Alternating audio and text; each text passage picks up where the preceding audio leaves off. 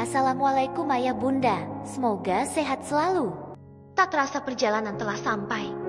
Kutepikan motorku di depan rumahnya, sengaja tak mengantarnya masuk ke halaman. Oke, sampai di sini.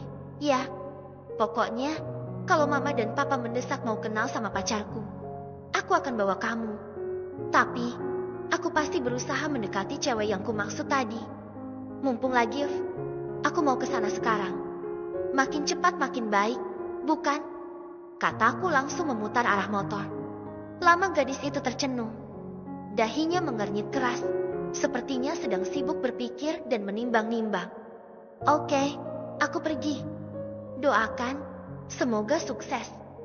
Ucapku bersiap-siap melajukan motor. Mas, tunggu. Aku bersorak. Malaku menghentikanku. Aku menoleh, malah menatapku sekilas, lalu menunduk. Gadis yang selalu menggetarkan hatiku ini menggigit bibirnya bagian bawah.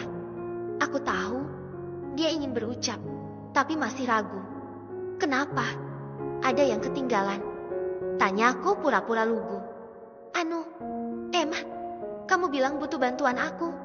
Aku mau ikut nemuin cewek itu. Nanti aku kasih pendapat. Cocok enggak dia sama kamu?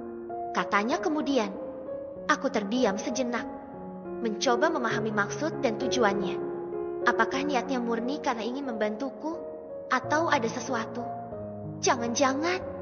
Boleh deh, yuk, kataku sedikit ragu. Tentu saja aku bingung. Perempuan mana yang akan kutunjukkan padanya nanti? Karena sesungguhnya perempuan itu tidak ada. Waduh, kenapa senjata makan tuan jadinya? Apa yang harus aku lakukan sekarang? Malah langsung naik ke boncengan. Motorku kembali melaju membelah jalanan. Entah kemana aku akan membawanya sekarang. Pusing. Tiba-tiba terlintas di kepala ide baru. Lah, kita singgah ke rumah dulu. Ya, ada perlu bentar. Kataku setelah yakin dengan ideku. Loh, katanya ke rumah cewek itu. Protesnya kecewa. Singgah bentar, enggak lama. Ketemu orang tua Mas Diki. Dong, gak apa-apalah. Sekalian kenalan. Ingat, kamu gak boleh protes kalau aku bilang kalau kamu itu pacar aku. Bilang aja teman, Mas. Gak usah pacar. Tolaknya. Ya, sudahlah, terserah. Ucapku pasrah. Sebuah mobil yang bukan milik keluargaku terparkir di halaman ketika kami sudah sampai di depan rumah. Sepertinya sedang ada tamu. Agak kecewa karena niatku mendekatkan Mala dengan Mama terpaksa gagal. Yuk, masuk. Kataku melihat Mala yang terlihat ragu. Aku, dag, gimana? Dong. Katanya menolak melangkah. Kenapa dag? Karena mau jumpa orang tuamu. Jawabnya. Wajahnya memang berubah agak pucat. Katamu kita hanya teman. Kalau teman, biasa dong bertemu orang tua. Seperti saat kamu bertemu orang tua Andi. Gimana? Apakah kamu deg-degan juga? Pancingku. Enggak, sih, itu beda. Hehehe, aneh. Padahal, orang tua Andi adalah orang tua Reno, cowok idaman kamu. Kenapa bertemu dengan orang tuaku yang bukan siapa-siapamu? Kamu malah tegang gitu. Godaku. Iya, kenapa? Ya, katanya balik bertanya. Salahkah? Bila aku berpikir, sebenarnya malah menyukaiku. Jauh di lubuk hatinya yang terdalam. Sebenarnya cinta itu ada buatku. Sengaja dibiarkan tertimbun, karena pesona Reno jauh lebih menggetarkan. Benih cinta untukku dibiarkannya layu dan mengering. Dengan bersatunya Reno dan Melur, semoga ada secercah harapan buatku. Udahlah, masuk aja. Orang tuaku gak ngigit, kok. Kataku sambil menggamit tangannya. Tangan lembut, tapi terasa semakin dingin. Malah benar-benar deg-degan. Rupanya, seperti biasanya, malah tetap menolakku pegang, meski hanya bagian tangan. Segera ditariknya tangannya dari genggamanku. Mas masuk aja, aku nunggu di sini. Tolaknya tetap bertahan. Oke, aku ke dalam sebentar, ya. Kataku lalu melangkah masuk. Nah, ini orangnya udah datang. Teriak Mama begitu aku memasuki ruang tamu. Diki, ini Om Rijal, teman Pap saat masih bertugas dulu. Pangkatnya sama seperti Papa, jadi kamu harus beri hormat dulu. Karena pangkat kami masih di atasmu. Hehehehe. Kata Papa menunjuk laki-laki yang memang terlihat sebaya dengannya. Siap, Pak. Jawabku langsung menyalami Om Rijal. Wanita di sebelahnya, yang pasti istrinya, dan seorang gadis yang terlihat malu-malu di samping Mama. Ini dia, putri Om Rijal. Kenalan, dong. Kata Mama menyentuh bahu gadis itu. Aku mengulurkan tangan. Disambutnya dengan masih malu-malu. Iya, Diki. Dia putri Om. Papamu hebat, punya anak laki-laki yang meneruskan cita-citanya. Kalau Om hanya punya satu putri, gak mau disuruh jadi angkatan. Padahal Om sangat ingin generasi penerus dan keturunan Om tetap ada darah angkatannya. Semoga dia mendapat jodoh orang angkatan juga seperti papanya. Hehehehe. Tutur Om Rijal tertawa, yang disambut oleh Papa. Kebetulan sekali, kamu datang berkunjung sore ini, ke sini. Karena Diki ada di rumah, jadi mereka bisa langsung kenalan. Suatu kebetulan yang tak terduga, bukan? Kata Papa terlihat begitu bahagia. Wah, cocok kalau begitu. Kita yang tua-tua ini hanya bisa mendoakan, bukan? Begitu? Yang menjalani, kan? Mereka. Semoga saja berjodoh.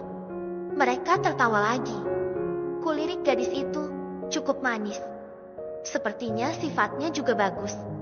Pendiam, penurut, nggak banyak tingkah, dan nggak banyak gaya. Tak ada kurangnya. Tetapi, hatiku tak berdebar melihatnya. Sepertinya mereka harus kecewa. Tak ada tempat lagi di hati ini karena sudah ada seorang gadis yang mengisinya. Malah, dia masih di luar. Sebentar, Ma, Pa, Om, Tante, Dek dia. Kataku langsung bergegas keluar. Malaku masih berdiri di sana. Warna wajahnya berubah, tak lagi pucat. Kini berubah memerah. Apakah dia marah? Kenapa? Apa yang salah? Aku pesan taksi online. Ya, kamu sedang ada tamu istimewa, kan? Aku gak mau ganggu. Aku pulang. Sergahnya begitu aku menghampiri. Jangan, dong. Kenapa buru-buru pulang? Belum juga kenalan sama Papa dan Mama. Tanyaku keheranan. Mereka tamu istimewa, bukan? Aku gak mau ganggu. Suaranya mulai meninggi. Tamu istimewa bagaimana? Itu teman Papa. Mungkin istimewa buat Papa karena ketemu teman lama. Seperti kamu dengan Melur atau Rani. Misalnya kalian udah lama nggak ketemu. Apakah nggak istimewa sekali saat kalian tiba-tiba bisa ketemu? Kataku masih bingung. Kenapa dia seperti merajuk? Iya, tapi aku gak akan mau sembarangan menjodohkan anakku dengan anak Melur atau anak Rani. Ketusnya dengan suara mulai parau. Jadi dia marah karena hal perjodohan. Dia merajuk karena Papa dan temannya berniat menjodohkan aku dengan dia. Tapi, dari mana malah tahu hal itu? Bukankah dia berada di teras? Jangan-jangan dia menguping atau bahkan mengintip ke ruang tamu tadi. Ya, iyalah. Aku juga gak mau nanti menjodohkan anak kita dengan anak sahabat-sahabat kamu itu. Ogah banget. Kataku pula-pula ikut kesal. Apa? Malah menatapku lekat. Ku bilang, aku gak mau jodohin anak kita dengan anak sahabatmu. Entah itu si Melur atau si Rani. Jelas? Nona, wajah malah bersemu. Ada senyum samar di sudut bibirnya. Masuk, yuk. Aku kenalin sama Papa dan Mama. Ajakku setelah dia mulai tenang. Masuk, yuk. Aku kenalin sama Papa dan Mama. Ajakku setelah dia mulai tenang. Gak mau, aku berdebar. Takut juga iya. Katanya tetap menolak. Berdebar kenapa? Takut apa? Kamu masuk aja. Aku nunggu di sini. Gak bisa. Paling kamu ngintip lagi. Mas, malah menatapku. Kubalas menatap tepat di manik-manik matanya. Gadis itu menunduk. Baru kali ini, dia menunduk saat kutatap. Biasanya balas menatap, lalu membuang pandangannya. Sama sekali tak ada respon dari sorot matanya. Kenapa kali ini berbeda? Apakah sesuatu telah terjadi padanya? Malah, kenapa? Tanyaku lembut. Ingin sekali kurai tangannya, meremas lembut jemarinya. Tetapi aku takut, pasti dia akan segera menolak seperti biasanya. Mas, gadis yang bernama dia itu, manis, ya. Lirihnya tiba-tiba. Dia berkata masih dengan menunduk. Kamu melihatnya? Tanyaku dengan dada berdebar. Entah kenapa, aku begitu bahagia mendengar kalimatnya. Sepertinya harapan baru telah mekar, karena kulihat rona cemburu di wajah jelitanya. Maaf, aku tadi sempat mengintip dari balik jendela. Ucapnya pelan, nyaris tak terdengar. Dia manis. Ucapku sengaja memuji putri teman papa itu. Ingin memperjelas dugaanku akan perasaan Mala. Kau menyukainya. Mala mendongah, menatapku tak berkedip. Kulihat sorot mata jernihnya mulai redup. Enggak penting saat ini, masalah perasaanku. Papa dan mama ingin agar aku segera menikah. Biar bagaimanapun, aku tak akan bisa menikahi gadis yang aku cintai. Kalau mereka setuju, untuk apa aku menolak lagi? Mau nunggu juga, toh enggak ada yang mau ditunggu. Kau mau menikahi orang yang tak kau cintai, cecarnya. Sudut matanya mulai mengembun. Enggak penting lagi memikirkan perasaanku, karena perasaanku memang sudah enggak ada. Malah, semua rasa itu sudah habis. Tidak ada lagi yang tersisa meski sedikit saja. Rasa itu semuanya sudah kuberikan padamu. Jeti, enggak masalah lagi sekarang. Aku enggak suka, aku enggak cinta, atau apapun itu. Yang penting papa dan mama bahagia. Masalah perasaanku enggak penting. Diki, kenapa di sini? Hei, siapa gadis ini? Aku dan Mala tersentak. Mama sudah berdiri di depan pintu. Oh, iya. Ma, ini Mala. Dia. Sorry, Tante, saya Mala. Kata Mala mengulurkan tangan. Kenapa nggak masuk? Mama menerima uluran tangan Mala dengan ramah. Iya, Tante. Ada tamu. Enggak enak ganggu. Saya pulang aja. Mas Diki, masuk aja. Sana. Aku pulang naik taksi online aja. Permisi, Tante. Mala tersenyum sekali lagi sebelum akhirnya membalikan badan dan berjalan menuju gerbang. Sebentar, lah. Panggilku menghentikan langkahnya. Iya, Mas. Mala menyahut tanpa berbalik. Kalau ada barang-barangku yang masih tertinggal di rumahmu, tolong kirimkan lewat Gojek aja, ya.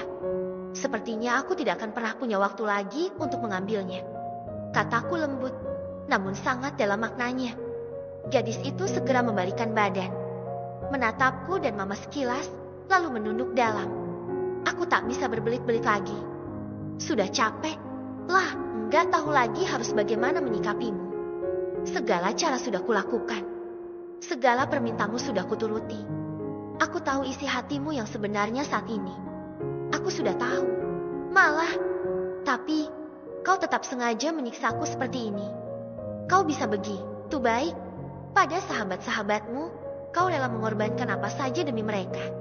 Tapi, kenapa padaku tidak? Semakin aku berusaha mengalah padamu, semakin bersemangat kau menyiksaku. Oke, cukup sudah. Pergilah. Suaraku parau. Ada tangis di sela-sela ucapanku. Beberapa titik air bahkan tanpa segan bergulir di pipi. Aku laki-laki. Aku seorang polisi. Menangis untuk seorang perempuan. Bah, ini sudah keterlaluan. Ini, maksudnya apa? Ada apa di antara kalian? Tanya mama kebingungan. Mas Diki, Tante, saat Tante bertanya saya siapa, dia nggak mau mengatakan kalau saya adalah pacarnya. Apa? Sergahku tak percaya. Benarkah? Kamu pacar anak Tante? Secantik ini? Diki, kenapa nggak pernah kau kenali pada mama? Kedua wanita itu berpelukan. Aneh. Perempuan memang aneh. Untuk mendengar pengakuannya, aku mesti menitikan air mata terlebih dahulu. Kedua bidadariku itu masih berpelukan. Seolah-olah mereka sudah lama saling kenal, terpisah, dan hari ini baru bertemu lagi. Aku dianggurin seperti kambing congek. Mama juga. Kenapa so akrab gitu sama Mala? Coba, peluk-pelukannya lama banget. Drama. Aku aja yang udah 5 tahun mengejarnya, nggak pernah sekalipun memeluknya. Pernah beberapa kali mencuri kesempatan. Itu pun peluk dari belakang. Tapi, tidak sampai 5 detik, aku langsung ditendang. Siapa tadi namanya? Sayang. Malah, ya, tanya Mama setelah mereka kelelahan. Bukan. Mungkin sadar ada aku di sini. Iya, Tan. Malah, tepatnya malah Hayati. Papa Aceh, Mama Batak, Tan. Jawab Malah so akrab lagi. Siapa juga nanya keturunannya? Oh, blasteran. Dong. Orang tuanya di Medan. Kan? Mama baru apa? Tanya Mama lagi. Lanjut, dia arisannya. Lubis, Tante. Oh, iya. Lubis. Dia paribanmu. Diki. Ya, Allah. Kok bisa kebetulan sekali. Kamu pinter banget cari istri. Nak. Baru Mama ingat aku. Segera ku seka air yang membasahi sudut mata. Lalu tersenyum sekilas kepada Mama. Tanpa menoleh kepada Malah, aku bergerak masuk ke dalam rumah. Diki, kadang seperti perempuan. Cengeng. Jangan ambil hati. Ya, yuk kita masuk. Sempat ku dengar Mama mengatai aku seperti itu. Biarlah. Seperti perempuan. Mungkin. Ya. Secara aku ini anak bontot. Anak laki satu-satunya. 3 kakakku perempuan semua. Hari-hari, mainnya sama perempuan. Untung aku memilih jeti angkatan. Karakter cowok macoku terbentuk sempurna. Meco. Maaf, kepedean saya. Dari mana kalian? Lama banget di luarnya. Kau tegur Papa begitu kami masuk kembali ke dalam rumah. Ini, loh, Pa, si Diki rupanya datang bareng pacarnya. Tapi, gadis ini ditinggal di luar. Perempuan mana yang gak merajuk? Coba. Jawab Mama menggandeng hangat tangan Malah. Kulihat wajah Malah memerah. Sepertinya dia merasa malu dan gugup. Pacar? Gadis ini pacar Diki? Tanya Papa seolah tak percaya. Iya. Kenalkan. Ini papanya Diki. Nak Malah. Kata Mama menunjuk Papa. Malah melangkah mendekati Papa. Menyalaminya dengan sopan. Semua tamu yang sedang menatapnya juga tak luput dia salam. Malah memang gadis yang baik. Sopan. Pintarnya membuat hati orang tua kepincut. Duduk. Jadi kalian ini pacaran? Ya. Udah berapa lama kenal dengan Diki? Tanya Papa setelah Malah duduk di samping kanan Mama. Dia menunduk di samping kiri Mama. Kulihat wajahnya mengeruh. Sepertinya dia kecewa dengan keberadaan Malah. Kedua orang tuanya juga sama. Udah 5 tahun. Pa, maaf. Baru sekarang Diki berani bawa ke hadapan Papa dan Mama. Jawabku mendahului Malah. Kalau boleh tahu, apakah orang tua gadis ini angkatan juga? Nak Diki.